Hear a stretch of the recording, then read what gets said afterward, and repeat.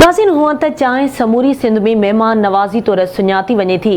घर हुजे ओताक या ॿहिराड़ी जा होटल हुजनि, चांहि जा शौक़ीन परे परे खां पंधु करे चांहि जी चुस्कीअ ते कचहरी कंदे नज़र अचनि था।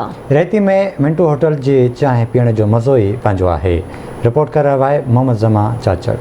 हुएं त चांहि सिंध जे महिमान नवाज़ी जी अहम ज़रूरत आहे। ओताक हुजे, घर हुजे या सिंध जी ॿाहिराड़ी जा होटल हुजनि, चांहि जी चुस्की ते कचहरी लाइ वॾा मेला मतल नज़र अचनि था। आयल महिमान खे भली केतिरा बि लज़ीज़ ताम खारायो, पर जे चांहि न प्यारी त ॼण त महिमान नवाज़ी बि अधूरी सम्झी वञे थी। सिंध में बेरोज़गार नौजवान तबिके लाइ चांहि जा होटल जो कारोबार बहितरीन मुनाफ़े बख़्श कारोबार सम्झो वञे थो, जंहिंजो हिकु नंढड़ो मिसाल रेती में मिंटू होटल आहे। हिन होटल ते चांहि जा शौक़ीन हर वक़्तु वॾी तादाद में नज़र अचनि था, जेके अक्सर परे परे खां चांहि जी चुस्की लाइ गर्मी हुजे या सर्दी हुजे पर अची पहुचनि था। माण्हू हिते बीहंदा आहिनि चांहि पीअण खां।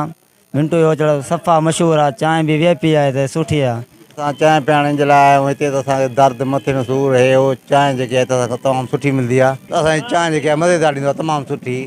रेती में पिरण होटल हे आहे, तमामु बहितरीनु चांहि असांखे ॾींदो आहे। असां पीअंदा आहियूं त असांजे मथे जो सूरु दर्द जेको आहे ख़तमु थी वेंदो आहे। पखा लॻा पिया आहिनि, ज़बरदस्त होटल आहे। हितां जा वॾा वॾा माण्हू जेका आहिनि, अमीर अमीर माण्हू बि हिते ईंदा आहिनि चांहि पीअण, ऐं जेको आहे ॿाहिरों जा बि माण्हू हिते ईंदा आहिनि चांहि पीअण। चांहि जेके VIP चांहि सुठी चांहि ॾींदो आहे मिंटू। चांहि हिकु नंबर रेती शहर में मशहूरु आहे चांहि। माण्हू चांहि नथो पीए त मथे में सूरु थो अची पए।